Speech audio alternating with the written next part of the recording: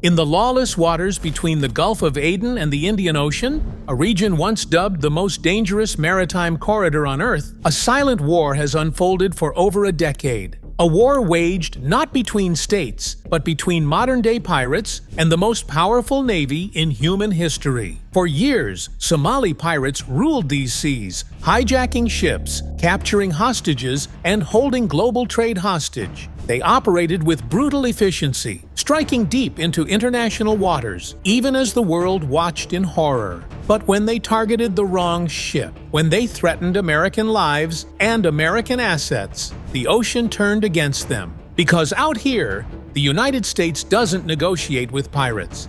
It eliminates them. This is the story of how Somali piracy was crushed by American steel, technology, and raw force. From the high seas sniper operation that made history to a classified mission in the Somali desert pulled off by SEAL Team 6, to the modern-day electronic warfare used to paralyze pirate crews mid-hijack. You're about to see how the U.S. Navy rewrote the rules of modern maritime combat, and why Somali pirates today know the ocean belongs to America. November 26, 2023. Just before dawn, a distress signal cuts through the early morning static. Central Park under pirate attack. The message is received by the U.S. Navy's 5th Fleet. A chemical tanker, MV Central Park, carrying over 20,000 tons of phosphoric acid, has been boarded by 5 armed men off the coast of Yemen. Within minutes, the crew retreats to the ship's armored citadel as the pirates attempt to seize control of the bridge. It's the first successful Somali pirate hijacking in 6 years. 1,500 nautical miles away, the USS Mason, a 9,000-ton Arleigh Burke-class destroyer, receives its orders: intercept and neutralize. Under the command of Commander Justin Smith, the ship powers forward, unaware that within hours it will not only engage Somali pirates, but also dodge ballistic missiles launched by Iranian-backed Houthis. What follows is a combat mission that will redefine how the U.S. fights asymmetric threats at sea. The USS Mason is no ordinary warship. Its Aegis combat system fuses radar, sonar, weapons, and communications into one coordinated battle network. Its AN/SPI-1 radar can track 100 targets simultaneously: surface vessels, missiles, or drones, while its arsenal includes Tomahawks, SM-2 interceptors, and electronic warfare systems capable of jamming enemy guidance systems mid-flight. As the Mason closes on the Central Park, it launches an MH-60R Seahawk helicopter, call sign Ghost 92. This is not just transport,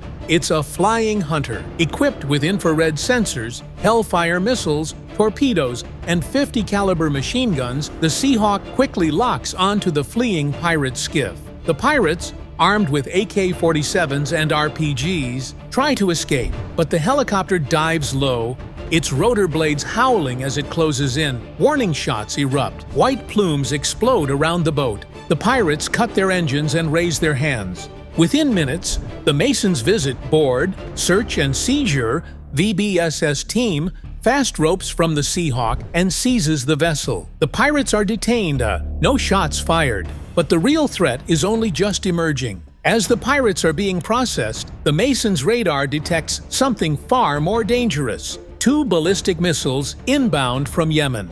Anti-ship weapons, launched by Houthi militants, scream across the sky toward the American destroyer. Commander Smith has seconds to respond. He orders electronic countermeasures and prepares the ship's missile interceptors.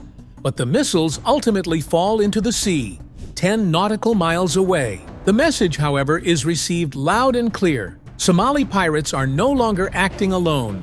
They are now part of a broader hybrid warfare network, one that includes Iranian-backed insurgents, Yemeni militias, and regional actors united by a single goal: to challenge American maritime dominance. But challenging the U.S. Navy isn't a strategy, it's suicide. To understand how the U.S. got here, we must go back to the golden age of Somali piracy. Between 2008 and 2011, over 230 commercial vessels were attacked annually. Pirates captured over 3,000 hostages, demanding ransoms that totaled over $500 million.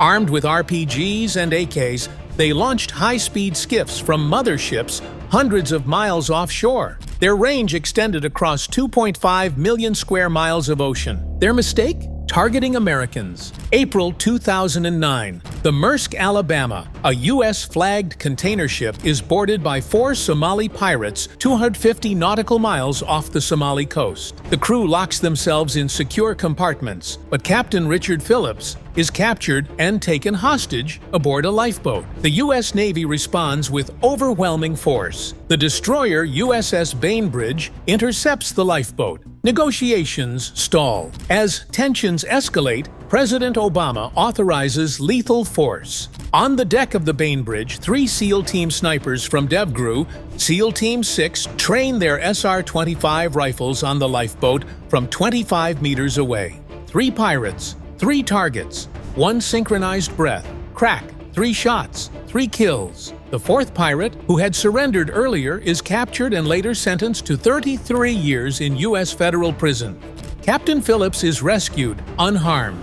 The message was unmistakable. The U.S. does not negotiate with pirates. It eliminates them. But this victory was only the beginning. In 2009, the U.S. helped form Combined Task Force 151, a multinational naval coalition of 46 countries. China, India, Japan, the EU, and others joined American destroyers to patrol the Indian Ocean. At its peak, 20 to 30 warships maintained continuous presence in Somali waters. Pirate attacks plummeted by 75% between 2011 and 2016. But the pirates didn't vanish. They adapted. January 25, 2012, in a remote Somali town called Adado, 2 aid workers, Jessica Buchanan, an American, and Paul Thisted, a Dane, are being held hostage. Buchanan's health is rapidly failing due to a kidney infection. The mission to rescue them is codenamed Operation Octave Fusion.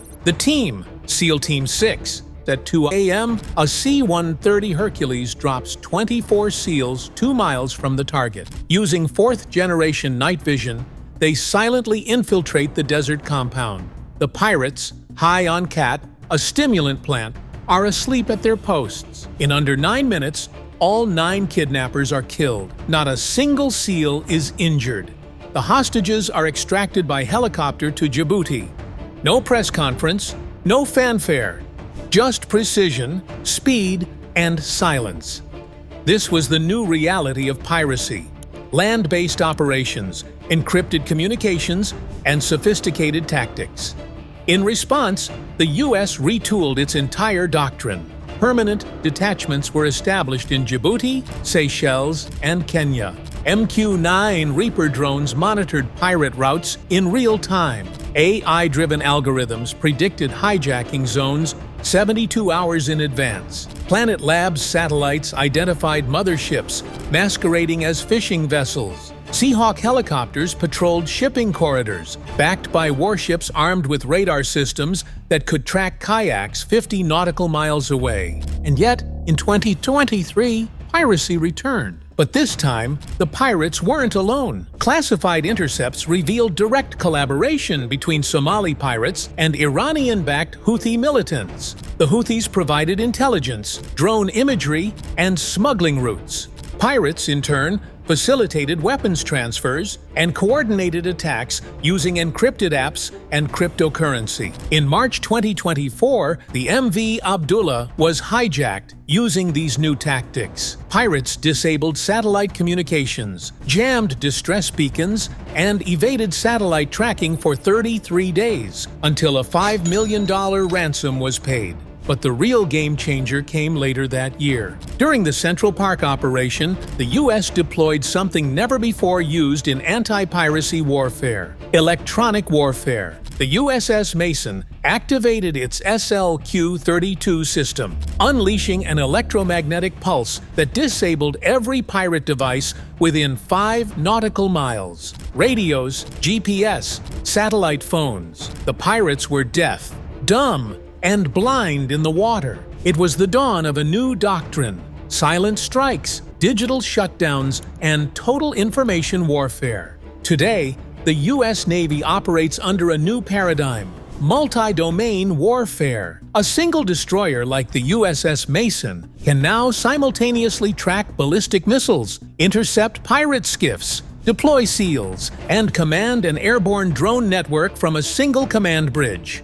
Every action is logged. Every inch of water is monitored. The oceans are under constant watch, and the pirates know it. Somali piracy was never just about ransoms. It was about testing how far criminal enterprises could push the limits of order at sea. But they pushed too far, and what they learned is something every enemy of the United States should remember. In the open sea, there is nowhere to hide from American power. Because when the U.S. Navy sails into view, the rules change. The threats vanish, and order is restored. This is how the world's most powerful navy ended the age of piracy, not just with bullets, but with satellites, algorithms, and silence. Subscribe to Militaria for more cinematic military breakdowns, because the battle for the sea is far from over.